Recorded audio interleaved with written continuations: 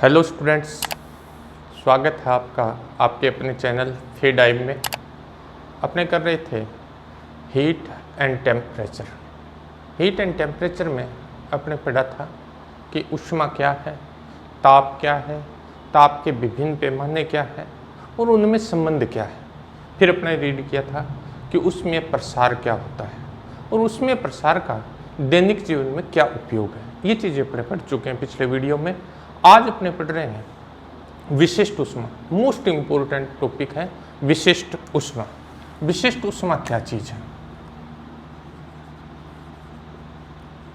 विशिष्ट ऊष्मा क्या है? Specific heat.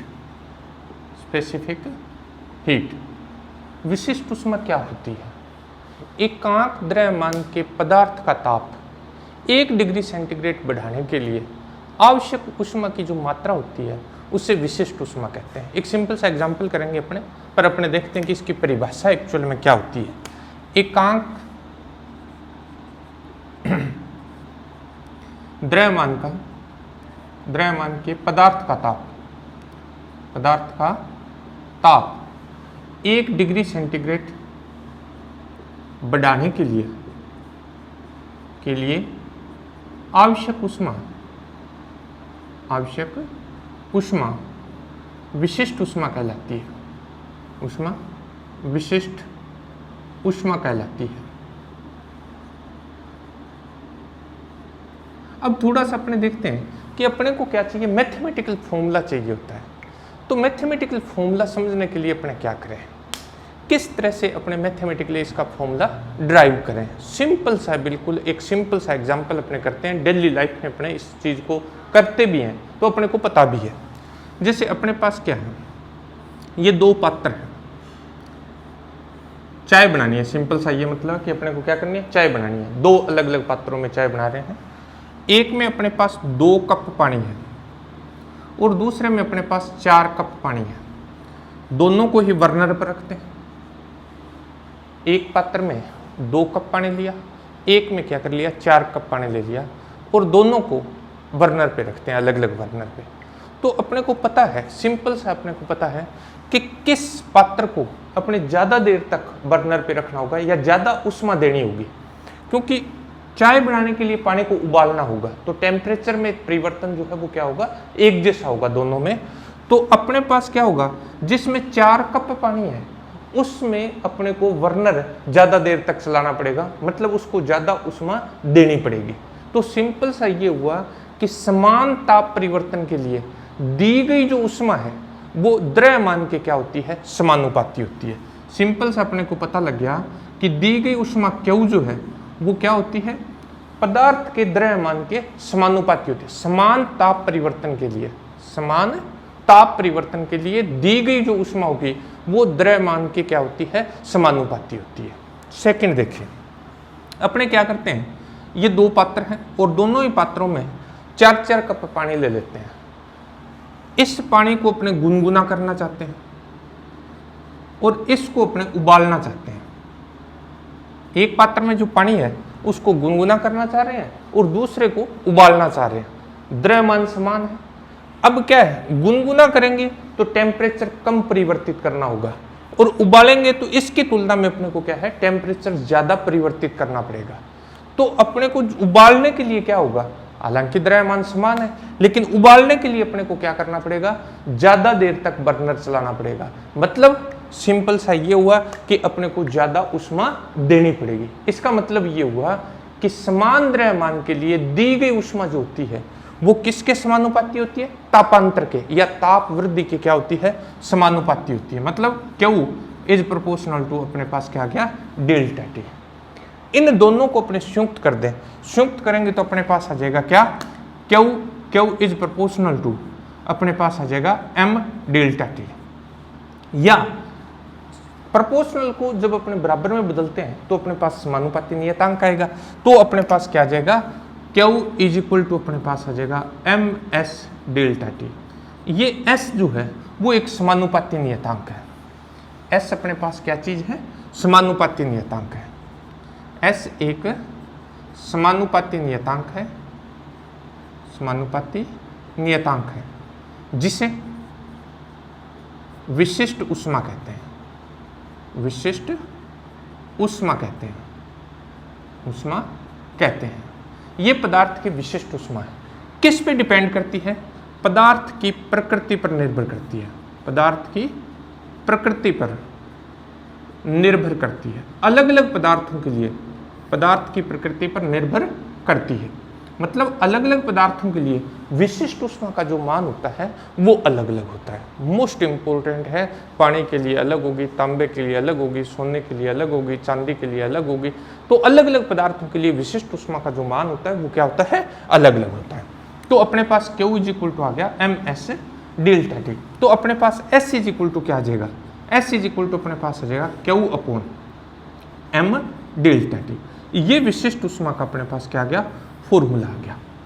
अब इस फॉर्मूले के आधार पर अपने इसकी परिभाषा जो अपने ऊपर दी है वो इस फॉर्मूले के आधार पर भी अपने ज्ञात कर सकते हैं। फॉर्मूले के आधार पर अपने कैसे ज्ञात कर सकते हैं? अपने पास यदि M is equal to 1 kilogram हो और delta T is equal to अपने पास क्या हो? 1 डिग्री सेंटीग्रेड या 1 केल्विन दोनों ले सकते हैं, क्योंकि जहां तापांतर होता है दोनों यूज किए जा सकते हैं।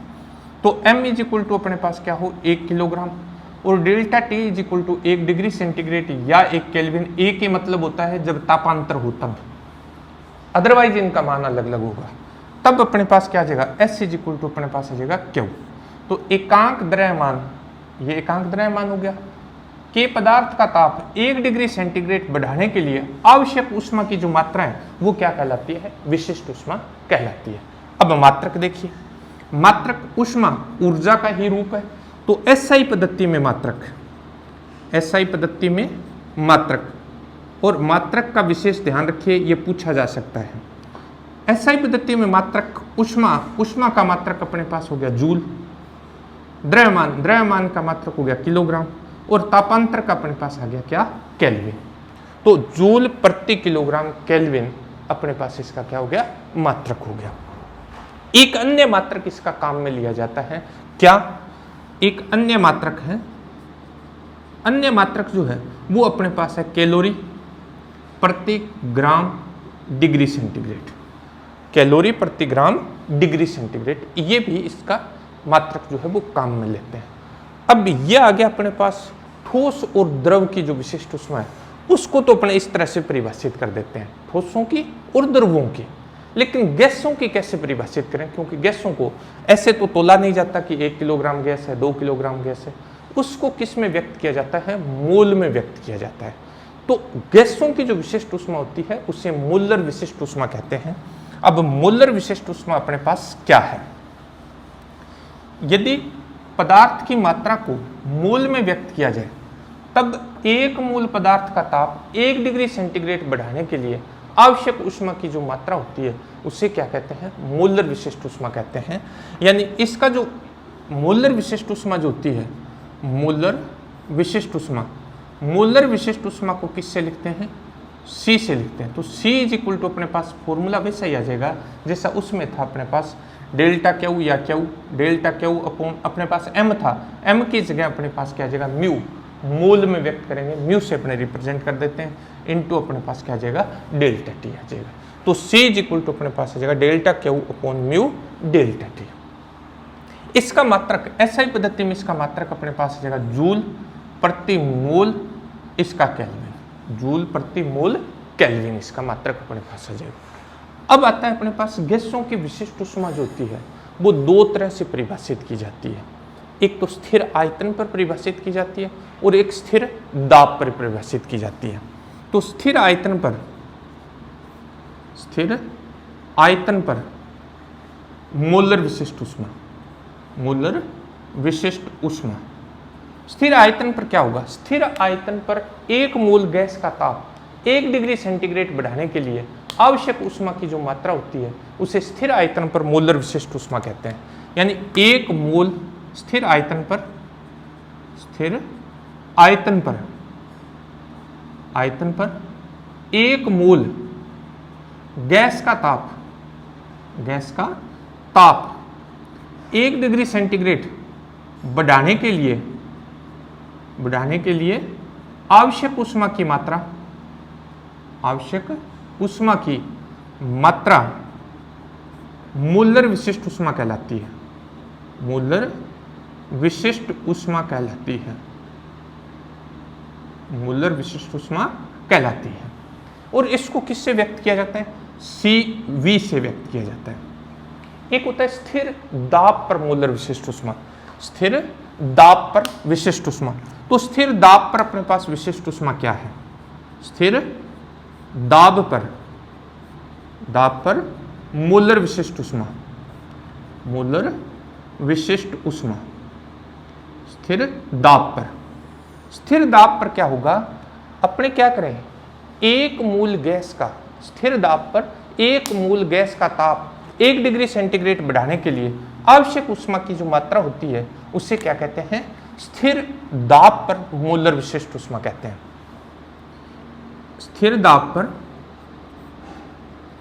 पर एक मोल स्थिर दाब पर एक मोल गैस का दाब 1 डिग्री सेंटीग्रेड बढ़ाने के लिए आवश्यक ऊष्मा स्थिर दाब पर मूलर विशिष्ट ऊष्मा कहलाती है। मूलर विशिष्ट ऊष्मा कहलाती है। और इसको लिखते किससे हैं? इसको लिखते हैं CP से। इसको लिखा जाता है किससे? CP से। और CP जो होती है वो हमेशा CV से क्या होती है? बड़ी होती है। ये याद रखना है। CP इज ऑलवेज ग्रेटर देन CV। तो CP और CV में एक रिलेशन होता है, मोस्ट इंपॉर्टेंट रिलेशन है। CP minus CV is equal to R। R gas नियतांक है। CP minus CV is equal to होता है R। CP इज ऑलवेज ग्रेटर देन CV। और ये CP minus CV is equal to अपने पास R होता है। इसे मेयर का संबंध कहते हैं। इसे मेयर का संबंध। तो ये पूछा जाता है मेयर का संबंध क्या है? नीचे आपको ऑप्शन दे देगा CP minus CV is equal to R, CV minus CP is equal to R, CP minus R is equal to CV। ये भी तो सही हो जाएगा अपने पास। R minus CV is equal to अपने पास क्या दे दे? CP दे दे। तो इस तरह से इसको चेंज करके देगा। याद रखना है CP minus CV is equal to अपने पास क्या होता है? R होता है। मोस्ट इंपॉर्टेंट रिलेशन है ये। गैसों के लिए इस तरह से विशिष्ट ऊष्मा परिभाषित की जाती है। अब आता है अपने पास अवस्था परिवर्तन। अवस्था परिवर्तन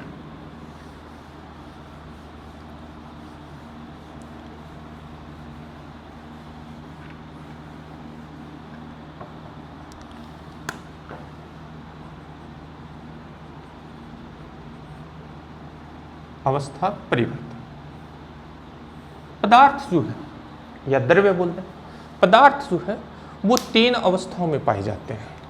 कौन कौन सी 3 अवस्थाएं हैं अपने पास पदार्थ की? अपने पास ठोस, द्रव और गैस। पदार्थ की 3 अवस्थाएं हैं, ठोस, द्रव और गैस। जब अपने किसी ठोस को ऊष्मा देते हैं तो वो ठोस किस में बदलता है? द्रव में परिवर्तित होता है। जब किसी ठोस को ऊष्मा प्रदान की जाती है, ऊर्जा दी जाती है, तो वो किस में बदल जाता है? द्रव में परिवर्तित हो जाता है। और जब अपने किसी द्रव को ऊष्मा प्रदान करते हैं तो वो किस में परिवर्तित होता है? गैस में या वाष्प में परिवर्तित होता है। तो इस तरह से अवस्थाएं जो है वो बदलती है। इसी तरह से अगर अपने द्रव में से ऊष्मा ले लेते हैं तो वो द्रव किस में बदल जाता है? ठोस में बदल जाता है। गैस में से अगर अपने ऊष्मा ले लेते हैं तो गैस किस में परिवर्तित हो जाती है? द्रव में। इस तरह से ये तीनों अवस्थाएं जो है एक दूसरे में परिवर्तित की जा सकती है। यानी अपने क्या कर सकते हैं? ठोस को अपने द्रव में बदल सकते हैं, द्रव को अपने गैस में बदल सकते हैं, गैस को किस में? द्रव में बदल सकते हैं, द्रव को किस में बदल सकते हैं? ठोस में बदल सकते हैं। तो पदार्थ जो है वो 3 अवस्थाओं में पाया जाता है और ये ठोस, द्रव और गैस होती है। इनको अपने क्या कर सकते हैं? परिवर्तित कर सकते हैं। अब आता है ठोस को जब अपने द्रव में बदलते हैं, ध्यान से सुनने वाली बात है ये, ठोस को जब अपने द्रव में बदलते हैं तो अपने उसको ऊष्मा प्रदान करते हैं। लेकिन जब पदार्थ की अवस्था परिवर्तित होती है तो पदार्थ का ताप नियत रहता है। जब पदार्थ की अवस्था परिवर्तित होती है तो पदार्थ का ताप क्या रहता है, नियत रहता है। जब ठोस को ऊष्मा प्रदान करते हैं तो ठोस किस में परिवर्तित होता है, द्रव में परिवर्तित होता है, परंतु उसका ताप नहीं बदलता है। सिंपल सा एक एग्जांपल देखिए, अपने पास बर्फ है, ठोस रूप है, बर्फ ठोस है, इसको अपने क्या किया, ऊष्मा प्रदान करेंगे। जब अपने इसको ऊष्मा प्रदान करेंगे तो ये किस में बदलती है, पानी में बदलती है। और एक ये जो परिवर्तन होता है वो नियत ताप पर होता है, 0 डिग्री सेंटीग्रेड पे होता है। पानी के लिए अपने पास ये किस पे होता है, 0 डिग्री सेंटीग्रेड पे। जब तक पूरी बर्फ पानी नहीं बन जाएगी तब तक उसके ताप में कोई परिवर्तन नहीं होगा। सिंपल सा है, जब भी पदार्थ की अवस्था बदलती है तो ताप नहीं बदलता है। मतलब अवस्था परिवर्तन जो है, अवस्था परिवर्तन जो है वो अपने पास क्या होता है, समतापी प्रक्रम होता है, समतापी प्रक्रम होता है। यानी जब भी अपने पास बर्फ को, यानी एक टुकड़ा बर्फ का ले लिया, आप उसका टेम्परेचर नोट कर लो, 0 डिग्री सेंटीग्रेड है, उसको पतीले में रख दिया, आप उसको गर्म कीजिए, जब तक पूरी बर्फ पानी नहीं बन जाएगी उसका ताप 0 डिग्री सेंटीग्रेड ही रहेगा। मतलब अवस्था परिवर्तन के दौरान ताप नहीं बदलता है। अवस्था परिवर्तन जो होता है इसे क्या कहते हैं, गलन कहते हैं। इसी अवस्था परिवर्तन को क्या कहते हैं, गलन कहते हैं। गलन क्या होता है, जब अपने किसी ठोस को ऊष्मा प्रदान करते हैं तो ठोस द्रव में परिवर्तित होती है, और ठोस और द्रव जो है दोनों क्या रहते हैं, समय में रहते हैं। इसे क्या कहते हैं, गलन कहते हैं। जब अपने किसी ठोस को द्रव में परिवर्तित करते हैं तो वो क्या होता है, गलन कहलाता है।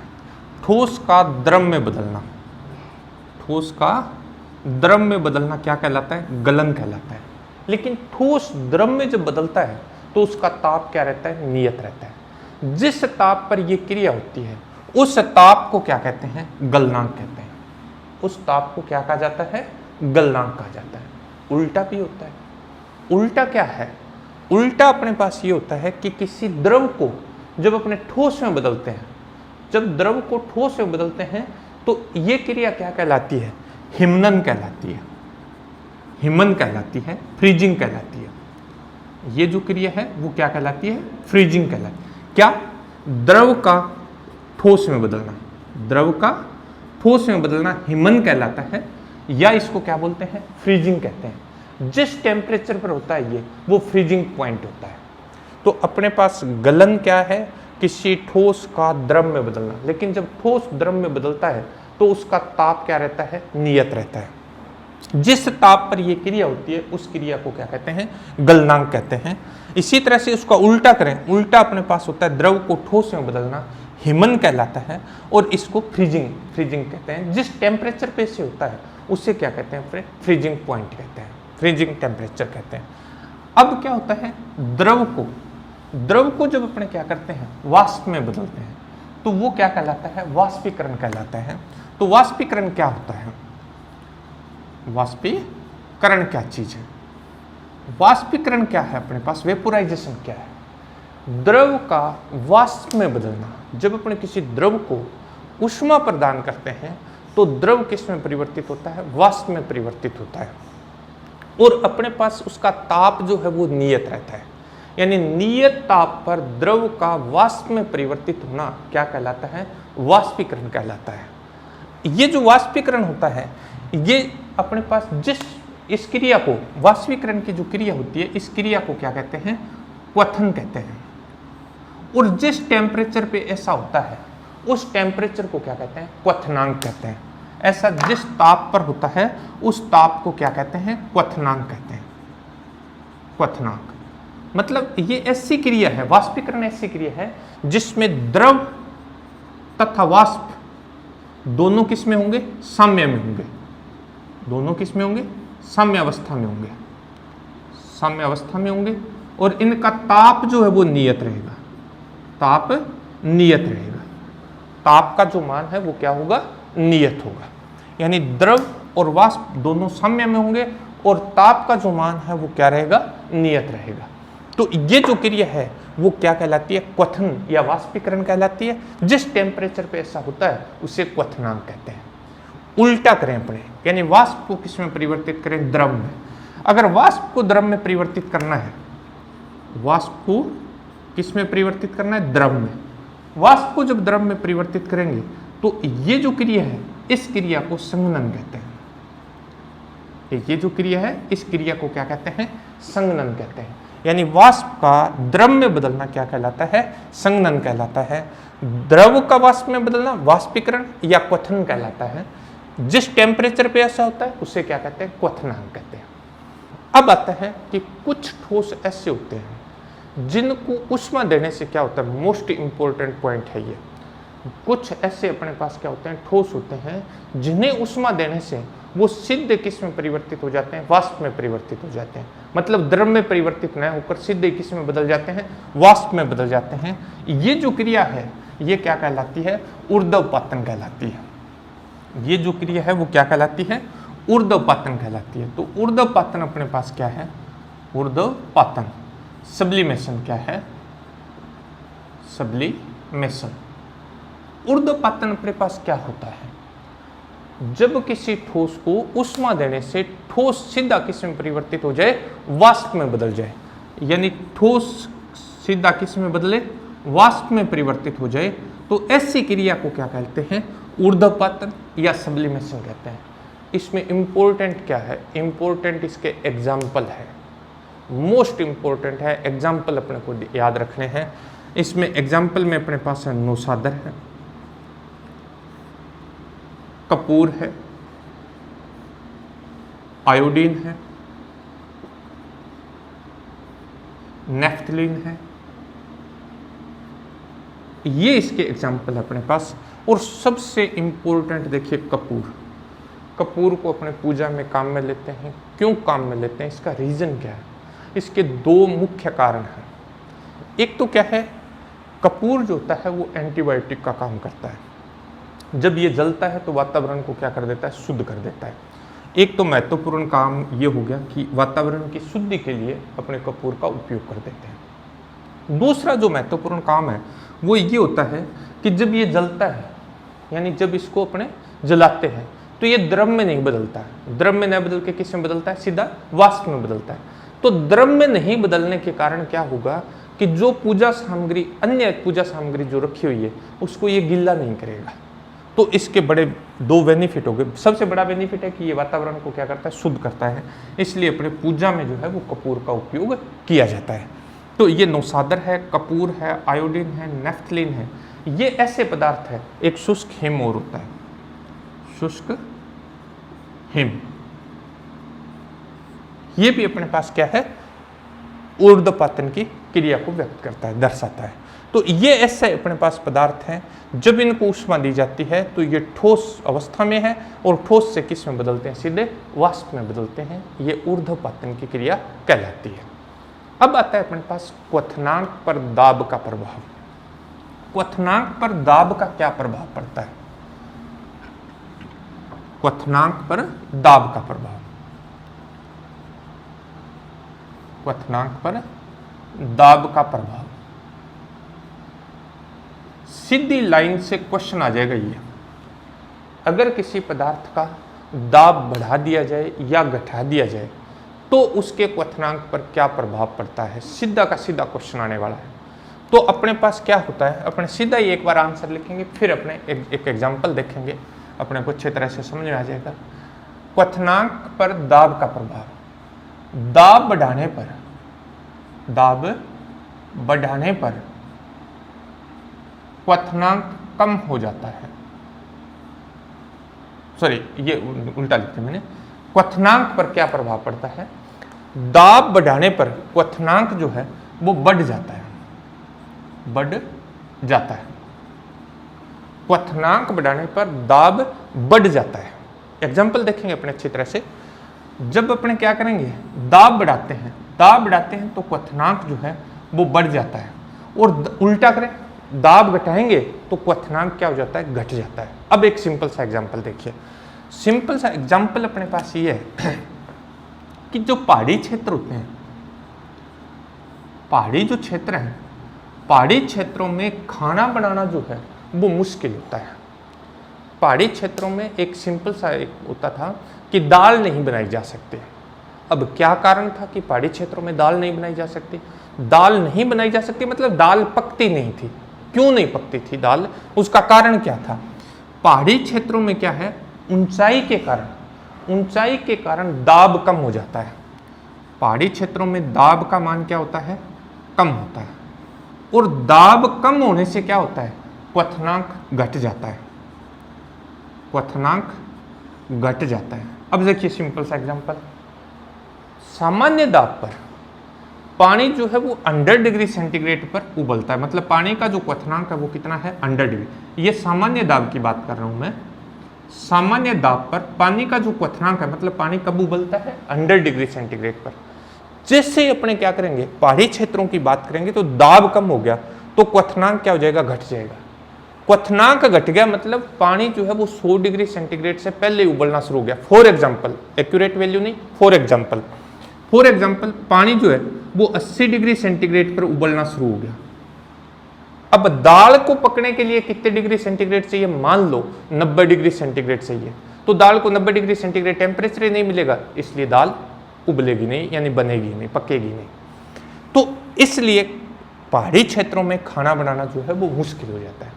अब बात करते हैं प्रेशर कुकर की। प्रेशर कुकर में क्या होता है? प्रेशर कुकर में अपने पास से खाना जल्दी बनता है। क्यों बनता है प्रेशर कुकर में खाना जल्दी? क्योंकि प्रेशर कुकर में क्या होता है? दाब बढ़ जाता है, दाब बढ़ जाता है। प्रेशर कुकर में दाब बढ़ जाता है। जैसे ही दाब बढ़ेगा तो दाब बढ़ने पर क्वथनांक क्या हो जाता है? बढ़ जाता है। मान लो दाब, सामान्य दाब होता है 1 atm। सामान्य दाब पर पानी का जो क्वथनांक है, मतलब पानी कितने डिग्री सेंटीग्रेड पर उबलता है? 100 डिग्री सेंटीग्रेड पर उबलता है।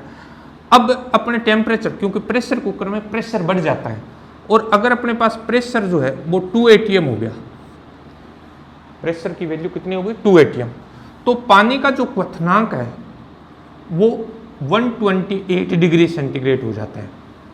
पानी का जो क्वथनांक है उसकी वैल्यू कितनी हो जाती है? 128 डिग्री सेंटीग्रेड, 128, यानी 100 डिग्री पर उबलना था, अब वो प्रेशर कुकर में 128 डिग्री सेंटीग्रेड पर उबल रहा है। अब हुआ क्या? देखिए, जो चीज 90 डिग्री सेंटीग्रेड पर उबल रही थी, यानी पक रही थी, उसको टेम्परेचर मिल गया 128, तो वो तुरंत पक जाएगी। इसलिए प्रेशर कुकर में खाना बनाना जो है वो क्या होता है? आसान होता है। तो आपको ये लाइन अच्छी तरह से याद रखनी है। दाब बढ़ाने पर क्वथनांक बढ़ जाता है, दाब घटाने पर क्वथनांक घट जाता है। अब गलनांक पर क्या प्रभाव पड़ता है? गलनांक पर दाब का क्या प्रभाव है? गलनांक पर दाब का प्रभाव, ये भी इंपॉर्टेंट है। ये दोनों अच्छी तरह से अपने को ध्यान रखना है। गलनांक पर दाब का क्या प्रभाव पड़ता है? देखिए, जब अपने क्या करते हैं, दाब बढ़ाते हैं, दाब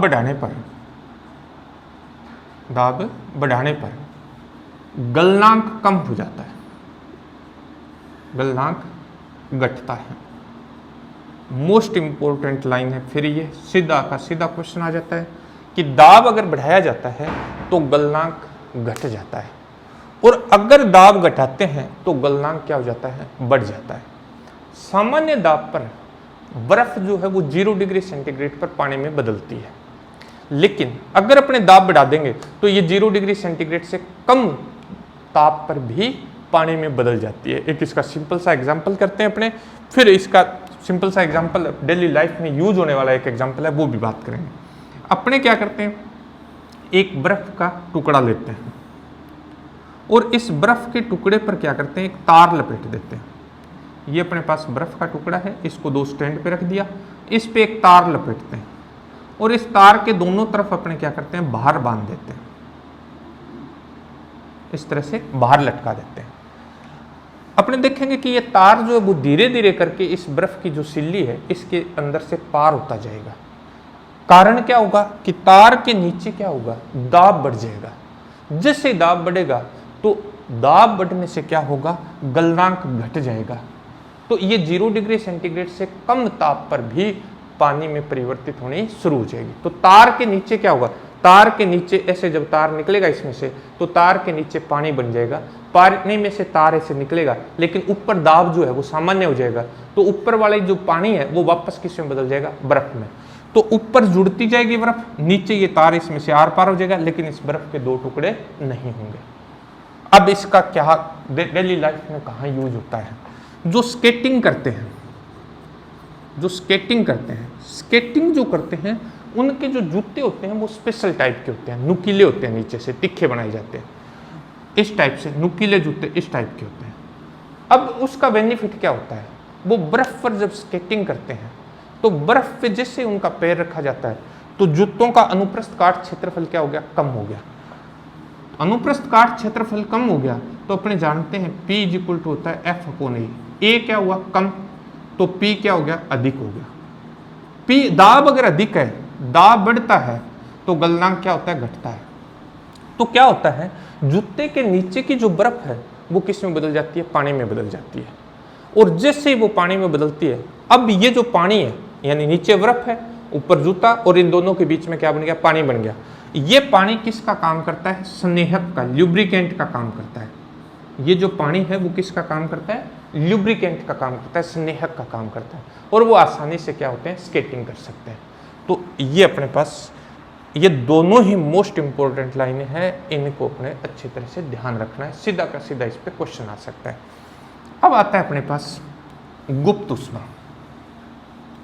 गुप्त ऊष्मा क्या है, लेटेंट हीट किसे कहते हैं, गुप्त ऊष्मा।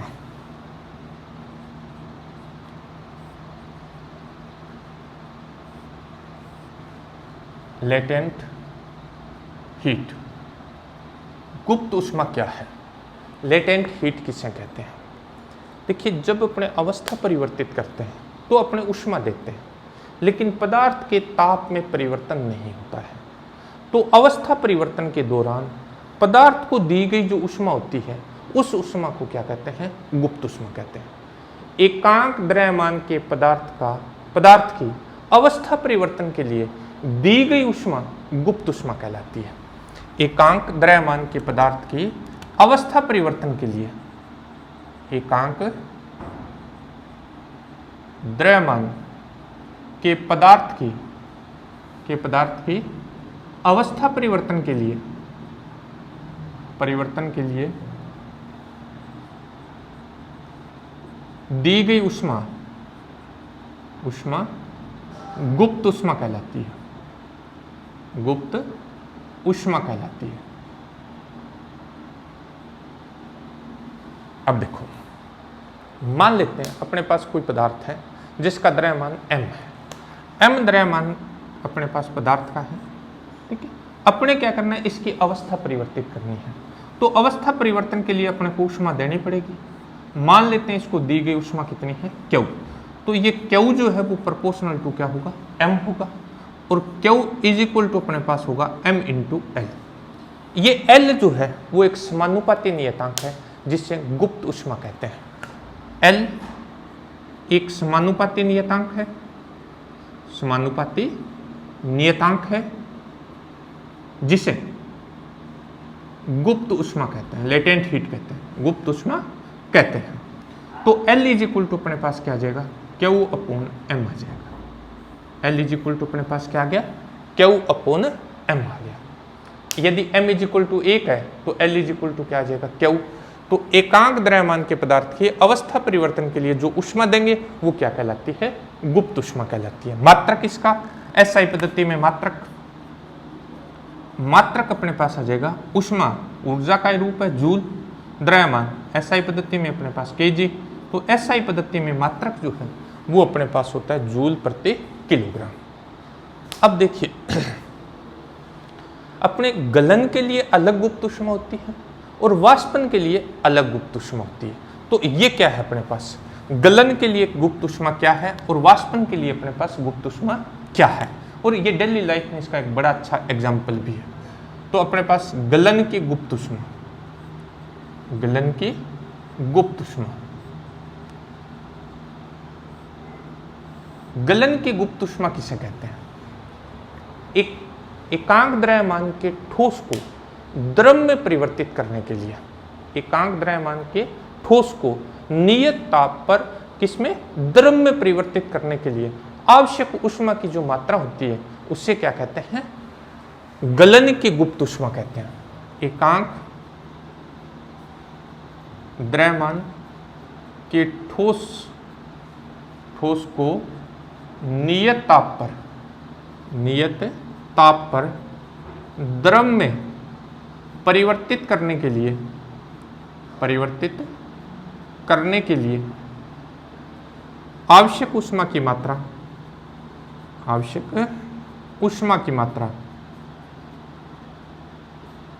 क्या कहलाती है? गलन की गुप्त उष्मा कहलाती है। और इसको अपने किससे लिखते हैं? LF से लिखेंगे अपने, इसको रिप्रेजेंट करते हैं किससे? LF से, फ्यूजन बोलते हैं इसको, तो LF से लिखा जाता है। दूसरा अपने पास है वाष्पन की गुप्त उष्मा। वाष्पन की गुप्त उष्मा। वाष्पन की गुप्त उष्मा क्या है? एकांक द्रव्यमान के द्रव को नियत ताप पर वाष्प में परिवर्तित करने के लिए आवश्यक उष्मा की मात्रा क्या कहलाती है? वाष्पन की गुप्त उष्मा। यानी एकांक द्रव्यमान के द्रव को नियत ताप पर किस में बदलना है? वाष्प में। नियत ताप पर वाष्प में बदलने के लिए आवश्यक उष्मा। इसको LV से लिखते हैं। V मतलब वेपोराइजेशन के लिए। ये दोनों अपने पास बड़ी इंपॉर्टेंट बातें हैं। देखिए, पानी जो है, पानी के लिए गलन की जो गुप्त उष्मा है, पानी के लिए गलन की गुप्त उष्मा, पानी के लिए अपने पास गलन की गुप्त उष्मा, गलन की गुप्त उष्मा, याद रखना ये मान, ये होता है अपने पास 3.33 इंटू 10⁵ जूल पर केजी। 3.33 गुणा 10⁵ जूल प्रति किलोग्राम। ये होती है क्या? गलन की गुप्त उष्मा। किसके लिए? पानी के लिए। और वाष्पन की जो गुप्त उष्मा होती है पानी के लिए, वाष्पन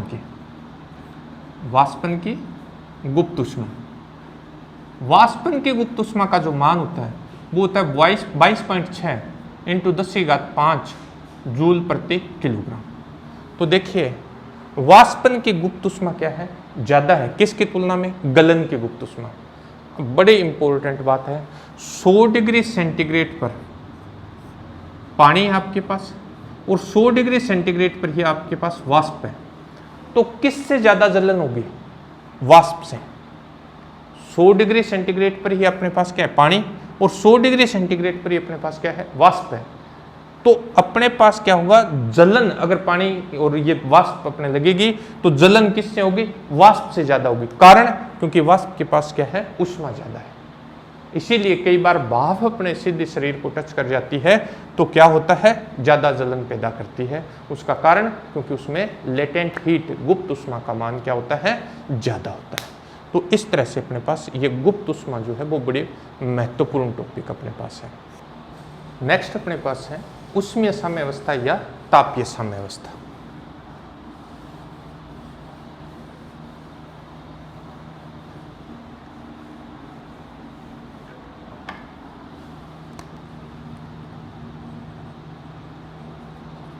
उष्मीय साम्यावस्था या तापीय साम्यावस्था। जब अपन क्या करते हैं, दो भिन्न ताप वाली वस्तुओं को परस्पर संपर्क में रखते हैं तो उष्मा जो है वो उच्च ताप से निम्न ताप वाली वस्तु की ओर तब तक प्रवाहित होती है जब तक कि दोनों का ताप समान नहीं हो जाता है। इसे क्या कहते हैं? उष्मीय साम्यावस्था या तापीय साम्यावस्था कहलाती है। अब आता है अपने पास मिश्रण का नियम। मिश्रण का नियम, मिश्रण का नियम क्या है?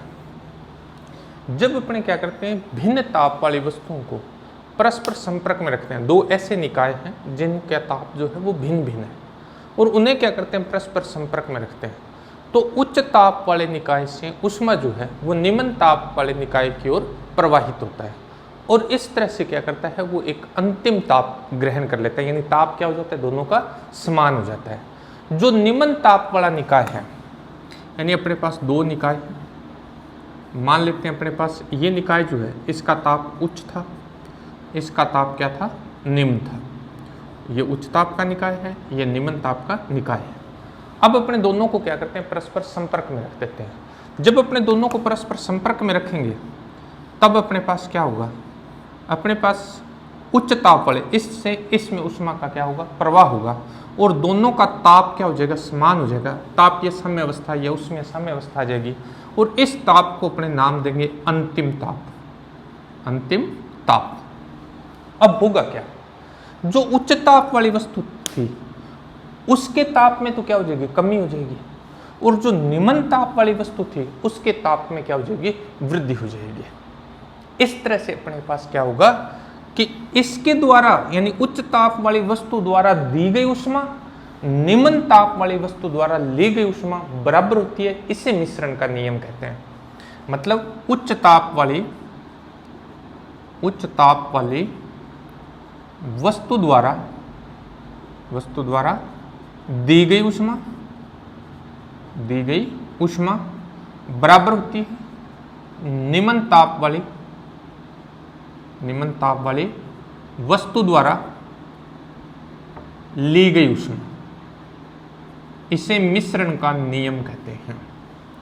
जो उच्च ताप वाली वस्तु है उसके द्वारा दी गई ऊष्मा का मान जो है वो निम्न ताप वाली वस्तु द्वारा ली गई ऊष्मा के क्या होता है, बराबर होता है। इसे मिश्रण का नियम कहते हैं। मान लेते हैं ये उच्च ताप वाली जो वस्तु है इसका द्रव्यमान m1 है, इसकी विशिष्ट ऊष्मा S1 है, और इसका ताप जो है वो अपने पास T1 है।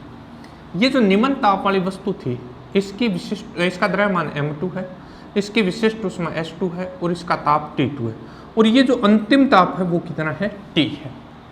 अंतिम ताप का मान कितना है, T। तो उच्च ताप वाली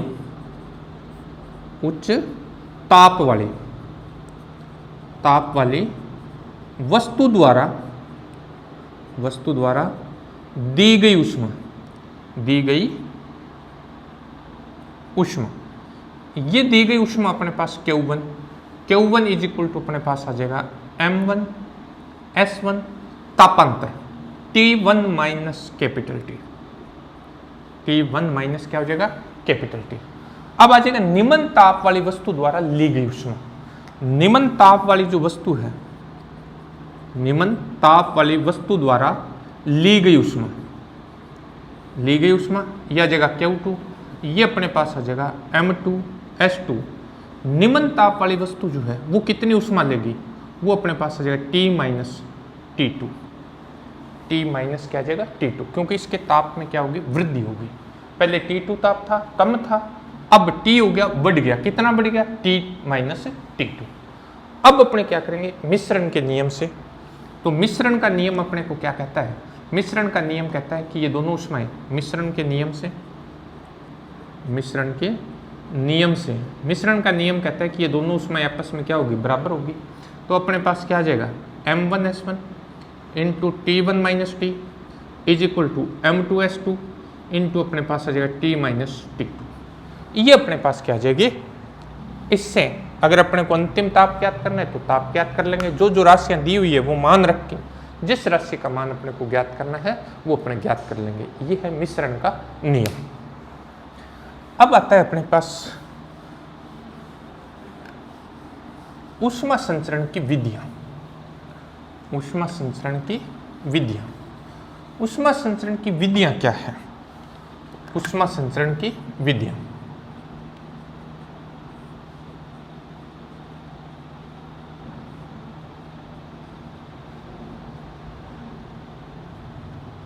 अपने ये पता लग गया कि ऊष्मा जो है वो उच्च ताप से निम्न ताप की ओर संचरित होती है। उच्च ताप से निम्न ताप की ओर ऊष्मा का क्या होता है, संचरण होता है। और ऊष्मा का ये जो संचरण है वो 3 प्रकार का होता है। ऊष्मा का ये संचरण जो है वो 3 प्रकार का, कौन कौन सा? नंबर 1 चालन, कंडक्शन, नंबर 2 संवहन, इसको बोलते हैं कन्वेक्शन, और नंबर 3 जो है वो है विकिरण, रेडिएशन।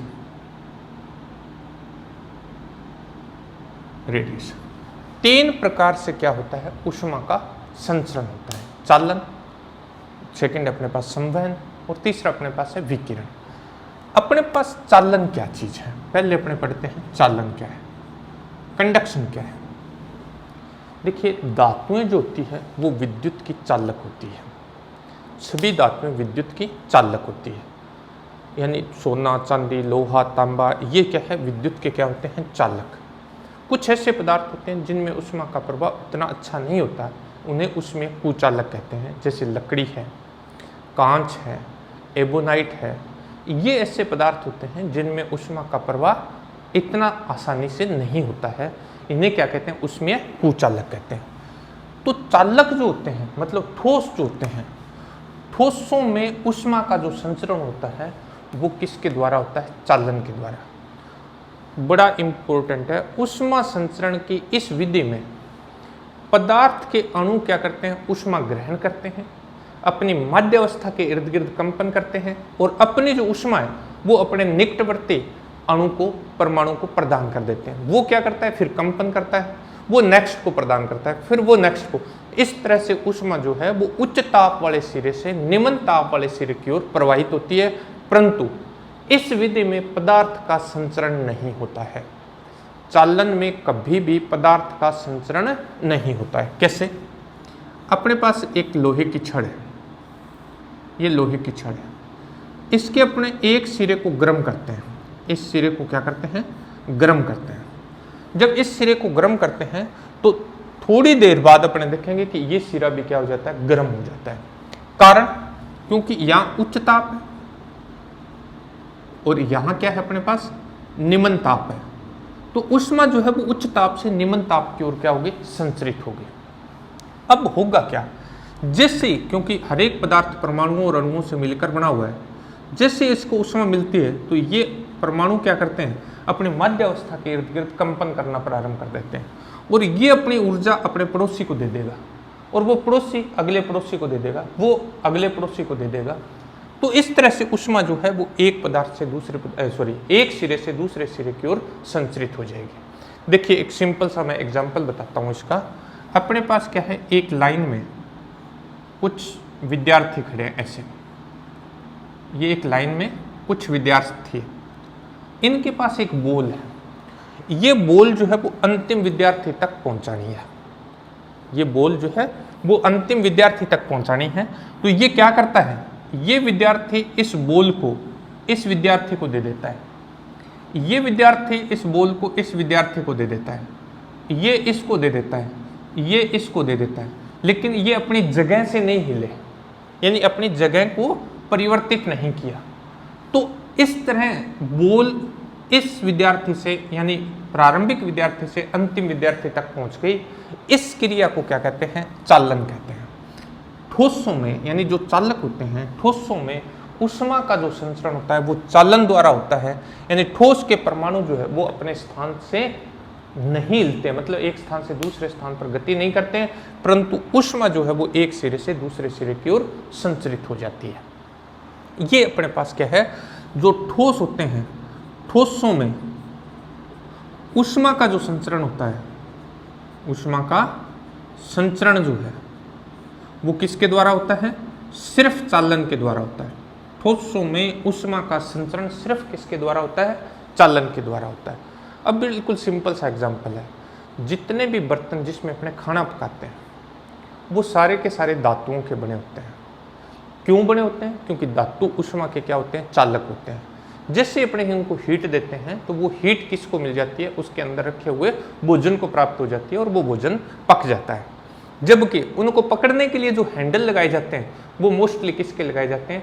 कुचालक पदार्थों के, लकड़ी के, एबोनॉइट के, इनके अपने लकड़ी के, मोस्टली लकड़ी के हैंडल लगाते हैं ताकि उसमें ऊष्मा का आसानी से संचरण नहीं होता है और वो गर्म नहीं होते हैं, तो उनको उतारने और रखने में क्या रहती है, आसानी रहती है। ये अपने पास क्या है, एक इसका एग्जाम्पल, मोस्ट इंपोर्टेंट एग्जाम्पल है, पारा द्रव है। पारा क्या है, द्रव है, परंतु पारे में ऊष्मा का जो संचरण होता है वो चालन के द्वारा होता है, ये याद रख लेना। पारा द्रव है, परंतु पारे में ऊष्मा का जो संचरण होता है वो किसके द्वारा होता है, चालन के द्वारा होता है। तो ये था अपने पास चालन, मतलब चालन में क्या है, यानी पदार्थ जो है वो अपने स्थान पर ही रहता है, मतलब पदार्थ के अणु एक स्थान से दूसरे स्थान पर संचरित नहीं होते, परंतु ऊष्मा जो है वो उच्च ताप वाले सिरे से निम्न ताप वाले सिरे की ओर प्रवाहित हो जाती है। नेक्स्ट अपने पास आता है संवहन। संवहन क्या है, सेकंड अपने पास क्या है, संवहन। ऊष्मा संचरण की ये जो विधि होती है, इसमें क्या होता है कि पदार्थ के अणु जो है वो ऊष्मा ग्रहण करते हैं और एक स्थान से दूसरे स्थान पर चले जाते हैं। दूसरे स्थान मतलब निम्न ताप वाले स्थान के जो अपने पास निम्न ताप वाले स्थान के जो अणु होते हैं वो क्या आते हैं, उच्च ताप वाले स्थान पे आते हैं, ऊष्मा ग्रहण करते हैं, फिर वापस क्या करते हैं, निम्न ताप वाले स्थान पर चले जाते हैं। वही एग्जाम्पल वापस अपने रिपीट करते हैं। इस विद्यार्थी को बोल प्राप्त हुई, इस विद्यार्थी को जैसे बोल प्राप्त होती है तो ये क्या करता है, बोल को यहां तक पहुंचाना है, अंतिम विद्यार्थी तक। होता क्या है कि ये विद्यार्थी खुद जाता है बोल लेके, ये यहां खड़ा हो जाता है, और ये विद्यार्थी जो था वो कहाँ जाता है, यहाँ जाता है। इस तरह से इनमें क्या होता है, ऊष्मा का संचरण होता है, मतलब पदार्थ जो है वो एक स्थान से दूसरे स्थान पर क्या होता है, विस्थापित होता है। संवहन के द्वारा ऊष्मा का संचरण जो है वो द्रव तथा गैसों में होता है, द्रव तथा गैसों में होता है। द्रवों और गैसों में ऊष्मा का संचरण किसके द्वारा होता है, संवहन के द्वारा होता है। लेकिन पारा आपको बता दिया, पारा अपवाद है, पारा द्रव है, लेकिन संचरण, ऊष्मा का संचरण किसके द्वारा होता है, चालन के द्वारा होता है। तो अपने पास क्या है, संवहन में क्या होता है, एक बिल्कुल सिंपल सा एग्जाम्पल है अपने पास। आप किसी पात्र में पानी रखिए और पानी में क्या है, KMnO4 डाल दीजिए, टिक्किया डाल दीजिए KMnO4 की, इसमें पानी भर दिया, KMnO4 की टिक्किया डाल दी। अब अपने क्या करें, इस पानी को अगर गर्म करेंगे तो इसमें से रंगीन धाराएं आपको ऐसे चलती हुई दिखाई देगी, इस तरह से। मतलब ये गर्म स्थान का जो पानी है वो ऊपर ठंडे स्थान पे जाएगा, ठंडे स्थान का पानी जो है वो नीचे गर्म स्थान पे आएगा, फिर ऊष्मा ग्रहण करेगा। इस तरह से इसमें क्या है, धाराएं उत्पन्न हो जाती है। इन धाराओं को क्या कहते हैं, संवहन धाराएं कहते हैं, संवहन धाराएं कहा जाता है। इस तरह की जो धाराएं उत्पन्न होती है, इन धाराओं को क्या कहते हैं, संवहन धाराएं कहते हैं। आंधी आने का जो कारण है वो कारण क्या है, संवहन ही है, यानी आंधी संवहन के द्वारा ही आती है। कारण क्या है, आंधियां क्यों आती है, कारण क्या है। जब पृथ्वी तल पर सूर्य की किरणें आपतित होती है तो वो पृथ्वी तल क्या हो जाता है, गर्म हो जाता है।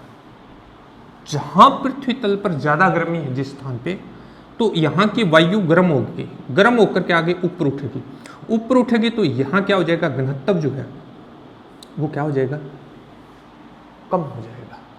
यहाँ घनत्व क्या हो जाएगा, कम, यानी हल्की होगी तो घनत्व क्या हो जाएगा, कम, और घनत्व कम होने से वो ऊपर उठ जाएगी, हल्की हो जाएगी।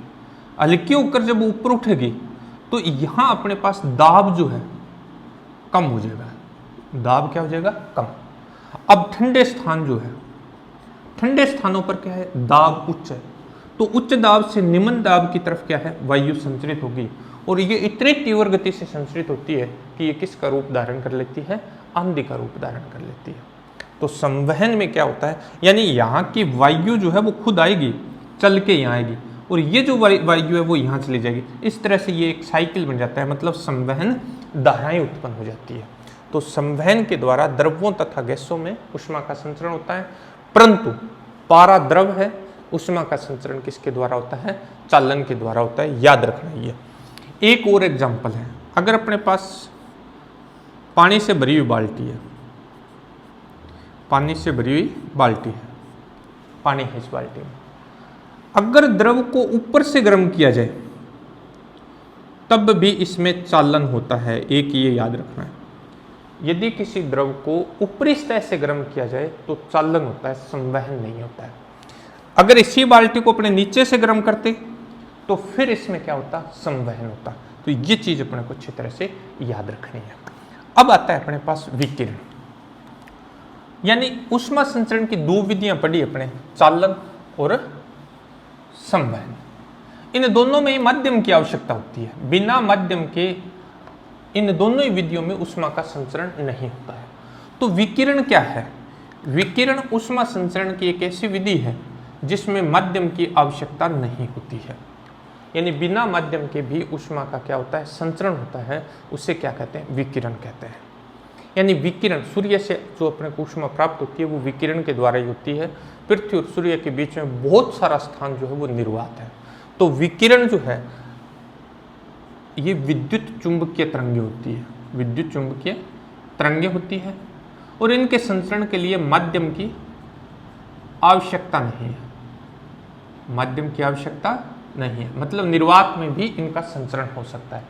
तो ऊष्मा संचरण की वह विधि जिसमें माध्यम की आवश्यकता नहीं होती है क्या कहलाती है, विकिरण कहलाती है। और ये सबसे तीव्रतम होती है, यानी इसका निर्वात में जो वेग होता है वो 3 × 10⁸ मीटर प्रति सेकंड की कोटि से ये विकिरण संचरित होते हैं। ये जो विकिरण होते हैं ये हमेशा सीधी रेखा, विकिरणों के कुछ गुण है। नंबर 1, विकिरण जो है, विकिरण हमेशा सीधी रेखा में संचरित होते हैं, सीधी रेखा में गमन करते हैं, पहली बात। दूसरी बात, इनका वेग, इनके लिए माध्यम क्या है, इनके संचरण के लिए माध्यम की आवश्यकता नहीं होती है, माध्यम की आवश्यकता नहीं है। तीसरा, निर्वात में इनका वेग जो है, निर्वात में इनका वेग 3 × 10⁸ मीटर प्रति सेकंड की कोटि का होता है। निर्वात का है ये, निर्वात में। चौथा, इनका परावर्तन, अपवर्तन आदि होता है। जैसे पदार्थ प्रकाश का होता है, ये प्रकाश विद्युत चुंबकीय तरंगें होती है। जिस तरह से प्रकाश परावर्तन, अपवर्तन, व्यतिकरण, विवर्तन ये दर्शाता है, उसी तरह से ये विकिरण भी ये गुण प्रदर्शित करते हैं। अब देखिए इसी एग्जाम्पल में विकिरण क्या है। जैसे इस बच्चे के पास बॉल आई, ये बॉल यहां पहुंचानी है, तो पहले में तो क्या किया, इसने अपने साथी को दी, इस साथी ने इसको दी, इसने इसको दी। दूसरे केस में ये खुद वहां चला गया और वो बच्चा यहां आ गया था। अब क्या करना है, अब ये सीधे इसके पास फेंक देगा, उछाल देगा बॉल को, वो उसको कैच कर लेगा, बॉल सीधे उसके पास ले गई। बीच वाले जो विद्यार्थी थे इन पर कोई प्रभाव नहीं पड़ता है। इसी तरह से विकिरण जब संचरित होते हैं तो बीच का माध्यम प्रभावित नहीं होता है। अब अपने पास आता है कि जब विकिरण किसी पदार्थ पर आपतित होती है तो उसका कुछ भाग परावर्तित, कुछ भाग अवशोषित और कुछ भाग क्या होता है, पारगमित हो जाता है। कैसे? किसी पदार्थ पर जब विकिरण आपतित होते हैं तो क्या घटनाएं घटित होती है? अपने पास 3 घटनाएं घटित हो सकती है। जब किसी पदार्थ पर, ये अपने पास पदार्थ है, इस पर कोई विकिरण आपतित हो रहा है, ये विकिरण आपतित हुआ, क्यों? इसका कुछ भाग जो है वो परावर्तित हो जाता है, QR, रिफ्लेक्ट हो जाता है। कुछ भाग अवशोषित हो जाता है, QA, एब्जॉर्ब हो जाता है। और कुछ भाग जो है वो पारगमित हो जाता है, QT, ट्रांसमिट हो जाता है। तो ऊर्जा संरक्षण का सिद्धांत ये कहता है कि आपतित ऊर्जा और ये ऊर्जा आपस में क्या होनी चाहिए, बराबर होनी चाहिए। तो ऊर्जा संरक्षण के सिद्धांत से Q = अपने पास आ जाएगा QR, प्लस अपने पास आ जाएगा QA, प्लस अपने पास आ जाएगा QT। पूरे समीकरण को Q से भाग दे देते हैं, अपने पास आ जाएगा 1 = QR/Q plus QA/Q plus QT/Q। 1 = इसको R लिखेंगे, इसको A लिखेंगे और इसको T लिखेंगे। बड़ी इंपॉर्टेंट चीज अपने पास आएगी, यहाँ से भी क्वेश्चन आने की संभावना रहती है। क्या है? R अपने पास क्या है? R अपने पास है QR/Q, इसको बोलते हैं परावर्तन गुणांक, परावर्तन गुणांक। ए अपने पास क्या है, क्यू ए अपॉन क्यू, ये है अवशोषण गुणांक, अवशोषण गुणांक। तीसरा अपने पास है T is equal to Q T upon Q है, इसको बोलते हैं पारगमन गुणांक, पारगमन गुणांक। ये 3 तरह के गुणांक है अपने पास। अब देखो बड़े इंपॉर्टेंट बात, नंबर 1, यदि r is equal to 1, r बराबर अगर अपने पास 1 है तो a और t का मान अपने पास क्या होगा, 0 होगा। तब अपने पास a इज इक्वल टू 0 होगा, t इज इक्वल टू 0, क्योंकि तभी तो इसमें जब वैल्यू पुट करेंगे तभी तो 1 आएगा। ऐसी जो वस्तुएं होती है जो उस पर आपतित संपूर्ण प्रकाश का परावर्तन कर दे, ये मतलब है कि ये इस पर आपतित संपूर्ण प्रकाश का क्या कर दिया, इसने परावर्तन कर दिया, न अवशोषण हुआ न पारगमन हुआ। ऐसी जो वस्तुएं होती है उन्हें श्वेत वस्तुएं कहते हैं, श्वेत वस्तु कहते हैं। और देखो इसका सिंपल सा एग्जांपल, गर्मियों में अपने क्या करते हैं, हल्के रंग के कपड़े पहनते हैं। उसका कारण क्या होता है, क्योंकि जो श्वेत कपड़े होते हैं वो सूर्य के प्रकाश को लगभग परावर्तित कर देते हैं, जिससे अपने को गर्मी कम लगती है।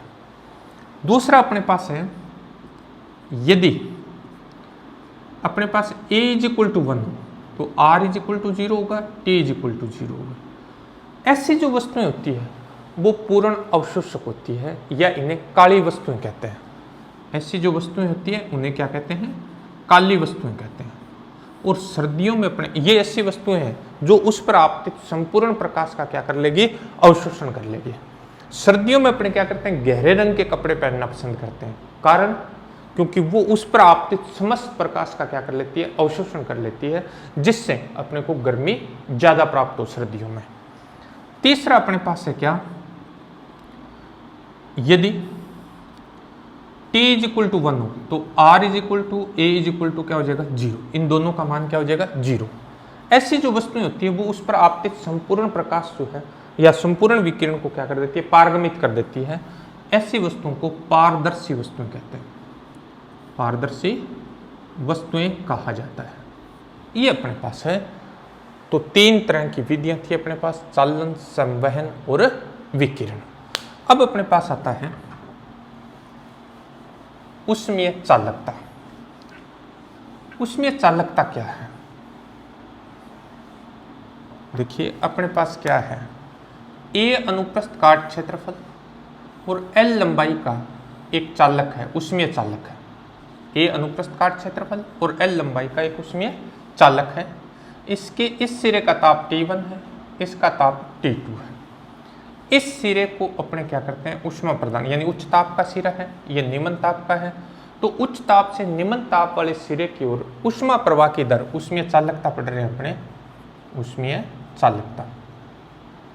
तो उच्च ताप से निम्न ताप वाले सिरे की ओर उष्मा प्रवाह की जो दर होती है, यानी delta Q upon delta T, वो समानुपाती होती है 1 के। उष्मा प्रवाह की जो दर होती है वो समानुपाती होती है तापांतर के, यानी T1 माइनस T2 या डेल्टा टी लिख देंगे अपने। तीसरा, ये व्युत्क्रमानुपाती होती है L के, मतलब इन दोनों सिरों के बीच की दूरी के व्युत्क्रमानुपात। इनको अगर मिला दिया जाए तो अपने पास आ जाएगा delta Q upon delta T is proportional to A delta T लिखेंगे अपने इसको, T1 माइनस T2 को, अपॉन L, या delta Q upon delta T is equal to आ जाएगा KA delta T upon L। यहाँ ये जो है K, ये समानुपाती नियतांक है, समानुपाती नियतांक है। इसे उष्मीय चालकता गुणांक कहते हैं, उष्मीय चालकता गुणांक कहते हैं। मोस्ट इंपॉर्टेंट है उष्मीय चालकता गुणांक। और मोस्ट इंपॉर्टेंट क्या है, इसका क्वेश्चन जो आता है वो इसका मात्रक पूछा जाता है। उष्मीय चालकता गुणांक का मात्रक लिखिए। तो उष्मीय चालकता गुणांक का मात्रक K इज इक्वल टू अपने पास आ जाएगा delta Q upon delta T upon अपने पास आ जाएगा A/L into delta T. Delta Q joule, delta T second, upon A/L metre square over metre, तो मीटर बच जाएगा, इंटू केल्विन। एक तो मात्रक आ जाएगा अपने पास क्या, एक तो मात्रक अपने पास आ गया जूल प्रति मीटर सेकंड केल्विन, या जूल प्रति सेकंड को वाट लिख सकते हैं, वाट अपॉन मीटर केल्विन। ये अपने पास मोस्ट इंपॉर्टेंट इसका मात्रक था, यही एग्जाम में मोस्टली पूछा जाता है। तो ये था अपने पास ताप तथा उष्मा। वीडियो को अच्छी तरह से देखिए, कमेंट जरूर कीजिए। अगर आपको कोई चीज़ समझ में नहीं आती है तो भी कमेंट कीजिए, वीडियो अच्छा लगता है तो कमेंट कीजिए, ज़्यादा से ज़्यादा कमेंट कीजिए और ज़्यादा से ज़्यादा वीडियो को शेयर कीजिए। थैंक्स।